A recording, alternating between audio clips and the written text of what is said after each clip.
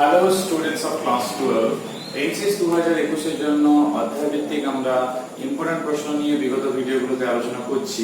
তো লাস্ট ভিডিওতে আমরা আলোচনা করেছিলাম আলোর প্রতিফলন থেকে কোন প্রশ্নগুলো কিংবা কোন এক্সাম্পল কিংবা কোন হোয়াটসঅ্যাপ প্রশ্নগুলো ইম্পর্টেন্ট হতে পারে 2021 সালের জন্য।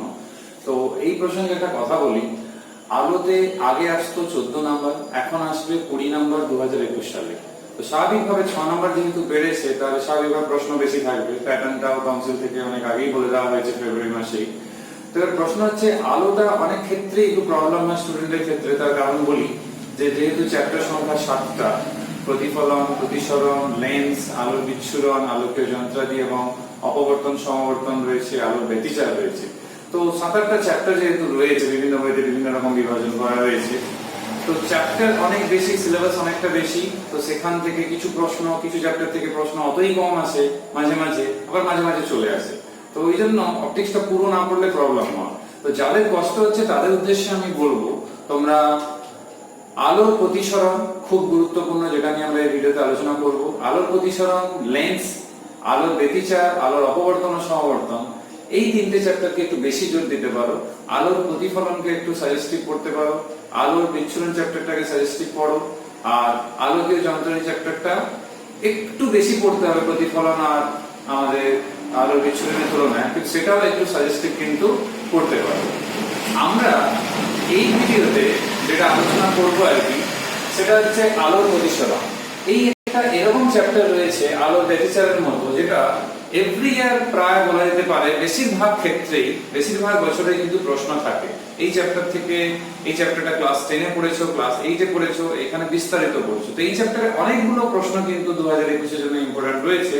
আমি ওয়ান বাই ওয়ান তোমাদের ছায়া প্রকাশনী টেক্সট বই অনুসারে বলছি। তো আমি যে বই সাপেক্ষে পেজ নাম্বার বলছি আর টপিক বলছি, সেটা হচ্ছে 2019 সালের এডিশনে, নতুন এডিশনে 2-3 পেজ এগিয়ে থাকবে। এবার সবচেয়ে প্রথমে তোমরা দেখবে তোমাদের টেক্সট বইতে আলোর প্রতিসরণে সবচেয়ে ফার্স্ট যে পেজ রয়েছে, অর্থাৎ 571 পেজে, সেখানে আলোর প্রতিসরণের সংজ্ঞা রয়েছে। তো সংজ্ঞাটা পড়ো, ক্লাস 10-এ বেশি ইম্পর্টেন্ট, ওটা 12-এ কম, তবুও সেফটির জন্য পড়ে রাখা দরকার আছে। তারপরে প্রতিসরণের সূত্র সেরকম ইম্পর্টেন্ট নেই, কিন্তু আলোর প্রতিসরণকে, অর্থাৎ যে মাধ্যম, আলোর প্রতিসরণ বলা ভুল হবে, মাধ্যমের যে প্রতিসরাঙ্ক, সেই মাধ্যমের প্রতিসরাঙ্কের সংজ্ঞা আর পরম প্রতিসরাঙ্ক, আপেক্ষিক প্রতিসরাঙ্ক কি, এটা ক্লাস 10-এরই প্রশ্ন, আবার পড়তে হবে। আর মাধ্যমের প্রতিসরাঙ্ক কোন কোন বিষয়ের উপর নির্ভর করে সেটা কিন্তু পড়তে হবে। এই পুরোটাই কিন্তু ক্লাস 10-এর ইম্পর্টেন্ট প্রশ্ন এই বছর। তো এই জন্য এই সেম প্রশ্ন তোমাদেরও কিন্তু লাগতে পারে। নেক্সট হচ্ছে, আমরা, তোমরা মনে করে দেখো, আমরা যখন থিওরি আলোচনা করেছিলাম ভিডিওগুলো, তোমার নিশ্চিত মনে আছে যে যখন আমরা এ মাধ্যমের সাপেক্ষে বি মাধ্যমের প্রতিসরাঙ্ক নির্ণয় করছি, আবার বি মাধ্যমের সাপেক্ষে এ মাধ্যমের প্রতিসরাঙ্ক নির্ণয় করছি, তো তাদের মধ্যে এটা সম্পর্ক। তো এই সম্পর্ক প্রমাণ ক্লাস 10-এই পড়ার আমাদেরও কিন্তু পড়ে রাখতে হবে। আমাদের প্রমাণ আসুক নাই আসুক, কিন্তু নিউমেরিক্যাল সেটা অ্যাপ্লিকেশন হয়, এটা ধারণা যেন ক্লিয়ার থাকে। এরপর পেজ নাম্বার 573-এ, তো প্রতিসরাঙ্কের সাথে এই a mu b equals to, তোমরা দেখবে একটা রিলেশন রয়েছে VA বাই VB।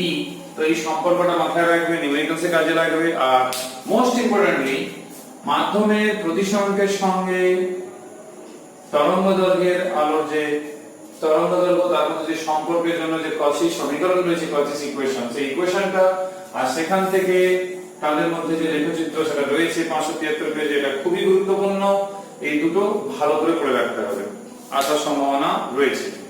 নেক্সট যাব 574 পেজে, সেখানে গাণিতিক উদাহরণ 574 এবং 75 পেজ মিলে 7টা রয়েছে। খুব ইম্পর্টেন্ট না হলেও মোটামুটি ইম্পর্টেন্ট, কারণ এটা ক্লাস 10-এরই সিলেবাস, যতগুলো অঙ্ক রয়েছে।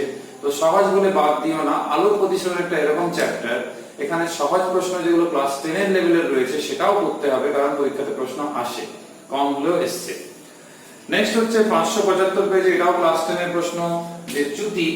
তো আমরা সেটা দুটো মাধ্যমের জন্য, অর্থাৎ ঘন থেকে লঘু এবং লঘু থেকে ঘনের জন্য এই চ্যুতি আমরা পড়েছি থিওরিতেও।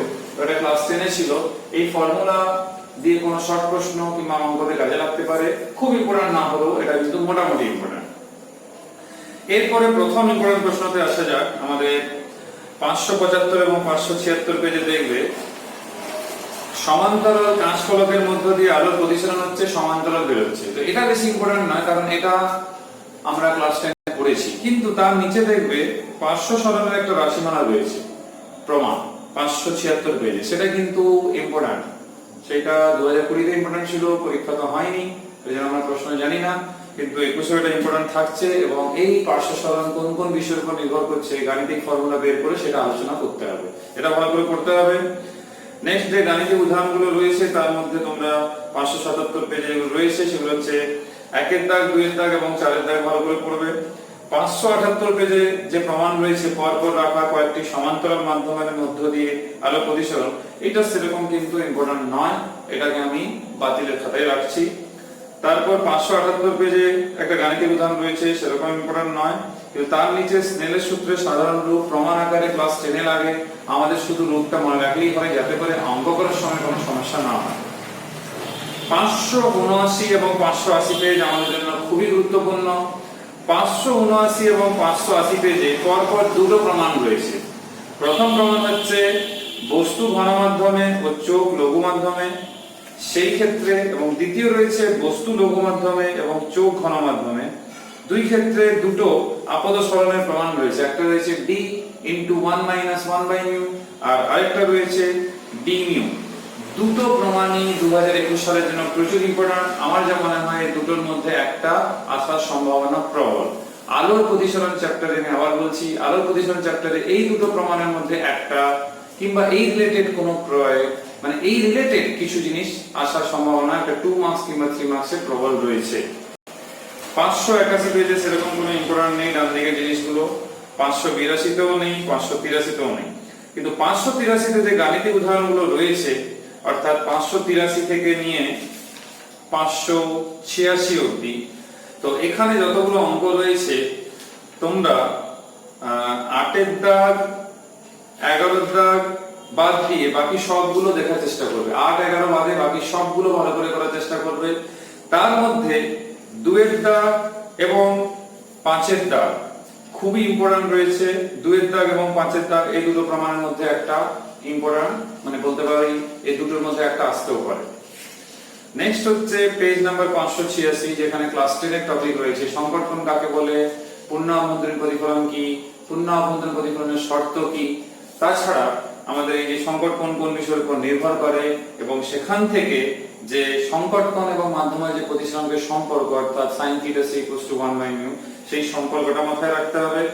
নেক্সট 587 থেকে যে অঙ্কগুলো রয়েছে 589 অবধি, তার মধ্যে তোমরা সবগুলো দেখবে, শুধু 9টা বাদ দিতে পারো, 9টা বাদ দিয়ে সবগুলোই ভালো করে করবে। তার মধ্যে 5টা এবং 6টা একটু ভালো করে করবে। নেক্সট হচ্ছে 590 পেজে সেরকম কোনো ইম্পর্টেন্ট নেই, কিন্তু 591 পেজে জলের মধ্যস্থিত দর্শকের দৃষ্টি, সেখান থেকে এরকম একটা প্রমাণ আছে, দেখবে। তো এখানে ছায়াতে প্রমাণ করা রয়েছে, তোমরা সাঁতরাতে দেখবে সেখানে ড্রয়িংটা একটু বেশি ভালো আছে, তোমাদের ইচ্ছা এটাও করতে পারো। এই প্রমাণটা প্রচুর ইম্পর্টেন্ট, 2020 তেও ছিল, পরীক্ষা যেহেতু হয়নি 2021 আসছে। তাহলে আগে যে দুটো প্রমাণ বললাম, d μ আর d 1 - 1/μ, আর এই তিনটের মধ্যে একটা কিন্তু এবছর আসতে পারে। তো এটা এখানে রয়েছে 591 পেজে, এটা তোমরা ভালো করে পড়বে। 592 পেজের একটা প্রশ্ন অনেকদিন ধরে ডিও আছে, সেটা হচ্ছে আলোর প্রতিসরণ থেকে আলোকবাহী তন্তু, আলোকবাহী তন্তুর কার্যনীতি, আলোকবাহী তন্তুর নরমাল যে কোএক্সিয়াল কেবল তার থেকে তার অ্যাডভান্টেজ, ব্যবহারের সুবিধে, আর এই আলোকবাহী তন্তুর কার্যনীতিটা ভালো করে পড়তে হবে, আর ব্যবহারের সুবিধে কি। তো এটা সহজ হলেও ইম্পর্টেন্ট কিন্তু রয়েছে, এটা ভালো করে পড়তে হবে। তারপরে দেখবে গাণিতিক উদাহরণ রয়েছে তোমাদের 4টে, তার মধ্যে আমি বলবো 1-1টা 2-1টাই ভালো করে পড়তে, আরেকটা হচ্ছে 4-1টা। তারপরে 594 পেজে সেরকম কোনো ইম্পর্টেন্ট নেই। 595 পেজে ক্লাস প্রিজমের ডিটেইলসগুলো পড়ার খুব একটা দরকার নেই, কারণ ক্লাস 10 সেটা বেশি আছে, কিন্তু এই প্রমাণটা ক্লাস 10 ছিল, 12 এ আসার সম্ভাবনা কম, তবুও রিস্ক না নেওয়াই ভালো হবে, প্রমাণটা কিন্তু করে রাখো। আসবে না আমি আশা করি, তবুও এটা সেফটির জন্য করে রাখা দরকার আছে। 596 পেজে একটা লেখচিত্র রয়েছে, এটা ক্লাস 10 এও ছিল, প্রিজমের ন্যূনতম চ্যুতিকোণ নিয়ে। তো এই লেখচিত্রটা মনে রাখতে হবে, ন্যূনতম চ্যুতির শর্ত প্রমাণ করার দরকার নেই, কোনোবারই আসেনি। 597 পেজে দুটো প্রমাণ আছে, দেখবে ন্যূনতম চ্যুতির ক্ষেত্রে প্রিজমের মধ্যে রশ্মির গতিপথ তো এটা প্রিজমের সমান্তরাল হয়, এটা মোটামুটি ইম্পর্টেন্ট, খুব একটা ইম্পর্টেন্ট নয়, মোটামুটি জাস্ট ইম্পর্টেন্ট, কিন্তু পড়তে হবে। কিন্তু আরেকটা যে প্রমাণ রয়েছে তার নিচেই, যে mu equals to sin a plus delta m by 2 by sin a by 2, এই প্রমাণটা করে রাখতে হবে, 2 মার্কসে আসতে পারে। তারপর 598 পেজ থেকে 600 পেজ অবধি মোট 11টা গাণিতিক উদাহরণ রয়েছে। তো আমি চাইবো এই 11টা গাণিতিক উদাহরণের মধ্যে তোমরা কোনোটাই যেন না ছেড়ো, কারণ হচ্ছে এই 11টা অঙ্কই ইম্পর্টেন্ট রয়েছে। এই টাইপের প্রশ্ন কিন্তু ফাইনাল আসার সম্ভাবনা প্রচুর রয়েছে। তার মধ্যে বিশেষভাবে আমি বলবো যে 1 এর দাগ, 2 এর দাগ, মানে 1 থেকে 4 অবধি একদম ভালো করে করতে হবে। তারপরে 7 এর দাগ আর 9 এর দাগটা খুব ভালো করে করতে হবে। যদি আমার কথা শোনো তাহলে আমি বলবো 11টা এক্সাম্পলই ভালো করে পাবো। নেক্সট হচ্ছে পাতলা প্রিজম। পাতলা প্রিজমের যে চ্যুতি সূত্র রয়েছে delta equals to new minus 1 into a, এই সূত্র প্রমাণটাও কিন্তু এইচএসসি গুরুত্বপূর্ণ রয়েছে। তো এটা ভালো করে পড়বে। 601 পেজে 3টে গাণিতিক উদাহরণ রয়েছে, সহজ, 3টেই করো। সেই 601 পেজে দেখবে দুটো রয়েছে, প্রিজম থেকে নির্গত রশ্মি না পাওয়ার জন্য প্রিজম কোণের সীমাস্থ মান। সেই প্রিজম কোণের সীমাস্থ মানের 2 নম্বর সমীকরণ যে প্রমাণ রয়েছে, সেখান থেকে বিশেষ ক্ষেত্র দুটো রয়েছে, দুটোই পড়তে হবে। অনেক দিন ধরে ডিউ রয়েছে, ইম্পর্টেন্ট থাকছে, আসছে না, আসতে কিন্তু পারে। 602 পেজে আরেকটা প্রশ্ন রয়েছে, নির্দিষ্ট প্রিজম থেকে নির্গত রশ্মি না পাওয়ার জন্য আপতন কোণের সীমাস্থ মান I1 বলে একটা রাশিমালা রয়েছে। দেখো এই প্রশ্নটাও ইম্পর্টেন্ট কিন্তু। আলোর প্রতিষ্ঠানে দেখতেই পাচ্ছ অনেকগুলো প্রশ্ন ইম্পর্টেন্ট। তো কিছু বাতিল তো হয়েই যাবে, স্বাভাবিক, একটা চ্যাপ্টার থেকে তো আর 20 নাম্বার আসবে না, কিন্তু 4-5 নাম্বার আসতে পারে। তো ওই জন্য এটাও করে রাখতে হবে। এখানে গাণিতিক উদাহরণ 6টা রয়েছে, আমি চাইবো তোমরা 6টাই দেখে রাখো। তার মধ্যে 5এরটা এবং 2এরটা যথেষ্ট গুরুত্বপূর্ণ প্রশ্ন, 1এরটাও যথেষ্ট গুরুত্বপূর্ণ প্রশ্ন রয়েছে এই 602 আর 603 পেজের উদাহরণে। তারপরে পূর্ণ প্রতিফলক প্রিজম রয়েছে, এখানে বেশি কিছু পড়ার দরকার নেই। পূর্ণ প্রতিফলক প্রিজমের ধারণা থাকলেই হবে, আর তার ব্যবহারের কি কি সুবিধা আর অসুবিধা রয়েছে শুধু সেটা পড়লে হবে। বাকি যা রয়েছে 604 আর 605 পেজে সেগুলো ছেড়ে দাও। 606 পেজে উদাহরণ 3-4, 607 পেজে উদাহরণ 8-9, আর 608 পেজে উদাহরণ 11 ভালো করে করবে।